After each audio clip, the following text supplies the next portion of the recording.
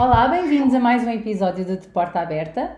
Este episódio conta com uma convidada especial, diretamente do Algarve, a Ana Catarina Batista, que é professora na Escola Superior de Saúde do Algarve, é assim, não é? Isso. Bem-vinda, Catarina, para participares e conversares um pouquinho sobre um tema, e este tema é sobre perdas auditivas causadas por, neste caso, por otites médias e o impacto que estas perdas auditivas têm no desenvolvimento da linguagem, da fala, da aprendizagem da leitura e da escrita. É sobre este tema que nós vamos conversar. Então, vamos falar? Vamos começar? Sim, Tânia. Agradecer-te em primeiro lugar o convite, dizer-te que é um gosto duplo estar aqui hoje. Primeiro que falar contigo, que é sempre muito bom conversar contigo, e depois porque é conversar contigo sobre um tema que me é muito querido e que tenho falado bastante e tenho refletido bastante, e portanto mais um espaço onde posso falar de um assunto que me motiva imenso. E começar se calhar por dizer um bocadinho qual é que foi o meu principal motivo para estudar este tema, que foi alvo do meu estudo de doutoramento, da minha tese de doutoramento. Porque é que foi este o tema e não outros qualquer? E então começar por dizer que eu comecei a trabalhar nas escolas num período muito inicial, onde ainda não haviam terapeutas da fala nas escolas, e praticamente durante um primeiro ano letivo que lá tive, o que eu fiz foi avaliar uma série de crianças cujos educadores e professores do primeiro ciclo tinham sérias dúvidas se que as crianças tinham alguma dificuldade de linguagem e de fala, e portanto tive praticamente durante um ano inteiro esta possibilidade de avaliar uma série de miúdos. E aquilo que me saltou à vista ao final deste primeiro ano letivo a fazer estas avaliações foi que havia uma variável que era extremamente frequente e relevante neste estudo, e que era precisamente a presença de otites médias serosas. E então quis perceber um bocadinho, na altura, quando fui fazer doutoramento em Voz, Linguagem e Comunicação na Universidade de Lisboa, onde tínhamos a possibilidade de ter estas duas vertentes, por um lado a medicina, por outro lado as letras, portanto, poder fazer este casamento da saúde e da educação que é tão necessário na nossa intervenção. E, portanto, que eu não deixava de ser um profissional de saúde no ambiente de educação, num ambiente ainda muito inicial, onde os elementos da saúde estavam presentes. Então sentia muito esta necessidade deste casamento. Então achei que era a altura ideal para juntar um otorrino a uma linguista para me orientarem a percebermos isto. E então foi esse o grande estudo, foi esse o estudo que eu fiz, e porque quando percebi esta variável, fui procurar investigação sobre isto, não é? O que é que a investigação me diz? E foi aí que começou o problema, ou seja, não havia consenso relativamente a otites médias dão ou não compromisso no desenvolvimento da linguagem e da fala. Tens crianças que têm otites e não têm alterações, não é? De linguagem, esta questão. E tendo em conta essa heterogeneidade, na investigação não havia este consenso, não era uma coisa tão visível. Então fui tentar perceber, através de um estudo longitudinal, ou seja, de acompanhamento de meninos em idade pré-escolar, o que é que acontecia neste decurso. E, portanto, este acompanhamento longitudinal foi sobretudo o antes e depois da cirurgia, porque a verdade é que as otites médias serosas são uma condição altamente prevalente à idade pré-escolar. O facto de ser altamente prevalente faz também com que o problema associado à questão da alta prevalência tem que ver com a dificuldade do diagnóstico. Porquê? Porque, ao contrário da otite média aguda, em que os pais, os educadores, percebem logo que há qualquer coisa que não está bem, seja pela otorreia que acontece, seja pela febre, pela dor, os miúdos ao longo da noite acordam, choram imenso e pegam mesmo, dão sinais visuais muito exuberantes de que alguma coisa não está bem. No caso da otite média serosa, que é crónica, portanto, isto não acontece. É portanto, silenciosa. É chamada silenciosa, é chamada flutuante, ou seja, ora está, ora não está. Pode acontecer da criança ir ao fazer exames audiométricos e está tudo bem naquele momento, mas passado uma semana já não está, e na semana anterior também não está. Então, há um difícil diagnóstico, seja pela falta de sinais exuberantes, não é? Seja pela dificuldade do próprio diagnóstico, por este caráter flutuante da otite, que faz com que estes meninos, estas crianças, do ponto de vista cognitivo, a maior parte delas não tem qualquer tipo de problema, consigam passar, que eu costumo dizer, entre os pingos da chuva, sem qualquer tipo de orientação, não é? Sem qualquer tipo de avaliação por parte do terapeuta da fala. E o que acontecia muitas vezes era que eles me chegavam tarde, porque se isto acontecesse aos 3 anos, ok, temos aqui uma janela de oportunidade bastante relevante para podermos fazer a nossa intervenção precoce. O problema, e foi esse o grande motivo, é que muitas vezes eles chegavam só ao final de um primeiro ano de escolaridade, com os problemas de aprendizagem, de leitura e escrita, e às vezes num segundo ano de escolaridade, início de um terceiro. Ou seja, aquela altura ótima da nossa intervenção já tinha passado. E portanto isso era uma questão que me inquietava, que me deixava desconfortável, e eu pensei, não, temos que ir estudar isto, temos que ir perceber, afinal as otites têm ou não compromisso, porque com certeza nem todas as crianças por terem otites vão ter problemas. Claro.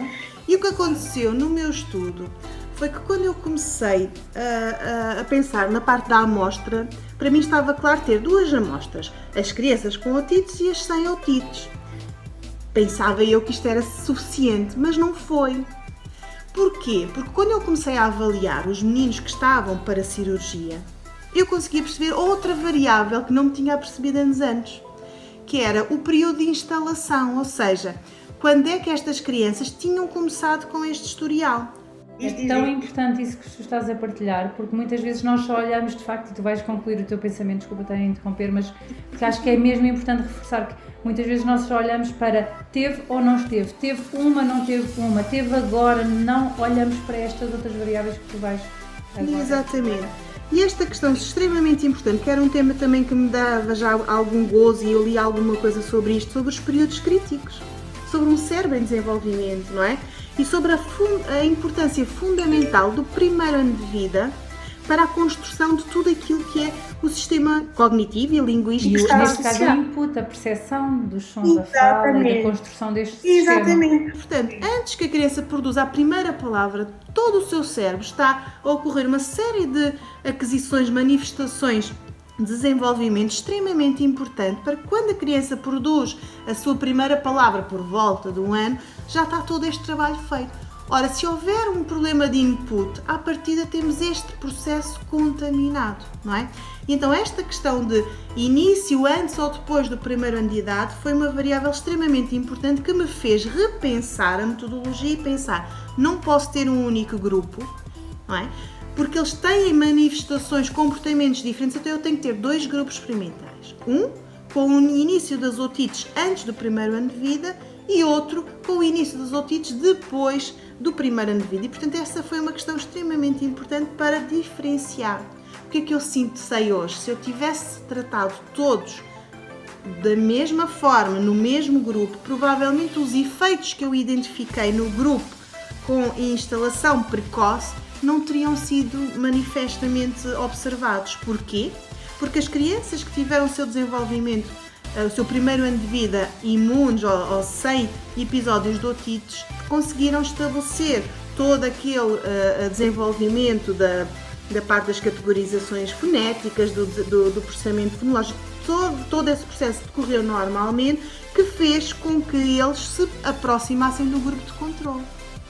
E eu lembrava-me depois dos artigos que li e pensei, ok, os artigos que não encontraram relação foi porque colocaram, da mesma forma que eu ia fazer, todos no mesmo saco, e não podemos pôr os meninos todos no mesmo saco. Ou seja, não é só uma questão de tem otite ou não tem otite agora, não é só uma questão de o audiograma dar alterado ou não agora, está relacionado com toda esta história. Quando é que tudo começou, não é? Quando é que, ou seja, no fundo se comprometeu a entrada de informação. Se comprometeu a primeira construção que acontece ao ano de vida, não é? Portanto, lá está, antes do surgimento da primeira palavra, há esta construção deste sistema, não é? De sons. Agora, às vezes as pessoas perguntam, mas a otite serosa antes do primeiro ano de idade? Não. Há um historial que é relevante, porque a otite serosa é uma otite crónica que só vem depois, não é? O que acontece quando eu digo a presença antes do primeiro ano de idade são todas aquelas crianças que nós sabemos que antes do primeiro ano de idade já tiveram inúmeras hospitalizações com bronquiolites, com amigdalites, com uma série de infecções respiratórias superiores, sempre muito ranhosos, olhamos para eles estão sempre com aquelas ranhocas todas muito exuberantes, portanto, ou seja, há aqui uma hipertrofia dos adenoides também muitas vezes associada, portanto, todo este mecanismo está a funcionar deficitariamente e, portanto, está a comprometer o input auditivo, não é? E, portanto, é esse historial que os terapeutas da fala e que os educadores e que todos os adultos que lidam com estas crianças devem procurar. Portanto, há este historial, sim ou não, porque é esse historial que nos dá as pistas para, ok, esta criança é de risco. É muito engraçado, depois também de conhecer o teu trabalho e já sentindo muito a mesma necessidade que tu, ou seja, na prática clínica alguma coisa não fazia sentido olhar só para a presença ou não de otites assim isoladamente, uma das coisas que passei a adicionar, mesmo na pergunta da anamnese, da recolha de dados, na primeira consulta, quando nós perguntamos algumas coisas sobre o desenvolvimento e historial clínico, perguntamos se há presença de otites, se há queixas, mas a minha pergunta não fica por aí. Eu pergunto explicitamente, mas ele tinha muitas ranhoquinhas, estava sempre ranhoso, não está... Porque estas são pistas que nos podem dar dados. Os pais às vezes dizem, sim, olha, desde que é bebê que está sempre... E isso sim pode ser um indicador de que esta questão, deste aparelho todo que é necessário, não é? Não está fisiologicamente ou anatomicamente preparado para, ou tem uma condicionante que depois tem consequências em algumas propriedades fonológicas que depois têm repercussões na fala. E frequentemente, sabes, essas situações são um pouco valorizadas pelos pais. Quando nós damos estes exemplos que estavas a dizer, é quando eles dizem, sim, é verdade. Porque se nós vamos perguntar, haviam infecções respiratórias, não tenho ideia disso, ou seja, a memória também já... Mas quando damos estes exemplos mais concretos... Até porque estar ranhoso é normal, não é? Estar assim com o narizinho. E depois há outra coisa também em relação a estas crianças que eu não queria deixar de falar, porque é outra questão também que me entristece um pouco, que tem que ver com todos os rótulos que elas têm. Erradamente, não é? Ou seja, é preguiçoso, é desatento, anda no mundo da lua, só ouve quando lhe apetece, só é surdo às vezes. A verdade é que uma perda auditiva flutuante só às vezes é que existe. Então é natural que o seu comportamento auditivo também seja diferente em função da presença ou ausência da otite. É natural que se a criança não está a ouvir adequadamente, a sua atenção não vai estar canalizada da melhor forma, não é? Eu neste sentido tenho que partilhar uma coisa que é pessoal, não é? Vivida pessoalmente. O meu filho do meio teve este historial de otites e teve este historial de ranhoquinhas, enfim, acabou por ter que ser submetido a cirurgia também. E ele era um menino que nós dizíamos que era muito tímido, reservado. Nós estávamos à mesa a jantar e ele não participava nas conversas, não conversava, tinha que ser muito dirigido. A pergunta... Depois dele ser submetido à cirurgia, e claro que no caso dele houve um caminho até isso acontecer, mas quando eu digo depois é 2 dias depois, 3 dias depois, ele começou a participar, porque então foi quando nós nos apercebemos que aquilo não era só ele não querer participar, não era só que ele fosse mais caladinho, ele não conseguia acompanhar a conversa, nem perceber a conversa, só que não pedia esclarecimento. Essa é a parte, não é? A criança espera. Mas foi tão fantástico vê-lo assim a desabrochar. Eu lembro-me também, nós temos um canil ao pé e ele nunca tinha ouvido os cães, então saiu para a rua e disse, olha, estão aqui cães, e nós...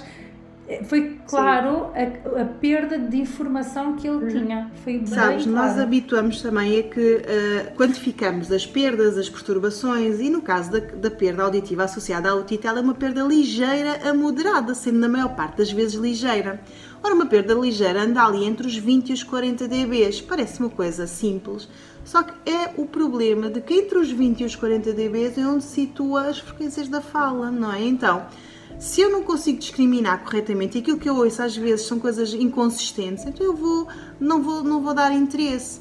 Outra coisa importante tem que ver, quando eu fiz este estudo longitudinal, avaliámos também, através de um timpanograma e um audiograma, a capacidade auditiva das crianças antes e depois da cirurgia. E é como dizes, passados 2 semanas das crianças fazerem cirurgia, depois de uma perda de cerca de 30 e tal dBs existente pré-cirurgicamente, depois da cirurgia voltámos a avaliar e a perda auditiva tinha desaparecido. E então, ou seja, isto também para chamar, há um alerta aqui importante que eu queria também não deixar de aqui referir, que é, apesar da perda auditiva deixar de existir e para muitas crianças elas terem agora acesso a uma série de sons, um cardápio de sons muito mais abrangente, a verdade, e por isso é que o meu estudo longitudinal foi até 1 ano após a cirurgia, aquilo que encontramos foi no grupo experimental dos meninos que tinham tido as otites antes do 1º ano de vida, no último momento, e portanto no último momento eles estavam quase todos a chegar aos 6 anos, e portanto à entrada para o primeiro ciclo, eles continuavam a manifestar dificuldades no desenvolvimento fonológico, concretamente com fricativas vozeadas e líquidas, sobretudo as laterais, os Ls, sobretudo esses, e problemas de memória auditiva, continuavam a manifestar bem abaixo dos seus pares, sem problemas, e também ao nível da consciência fonológica, ou seja, esta recidiva, ou seja, esta melhoria da perda auditiva que deixou de existir não foi suficientemente relevante para fazer com que todas as outras competências seguissem esse padrão. Lá está, o cérebro, no tal período ótimo, não é? Esteve privado deste input adequado, que faz com que no momento em que ele já tem o input adequado, ele ainda não consegue, passado um ano da cirurgia, atingir os valores supostos para a sua idade. Com o quê?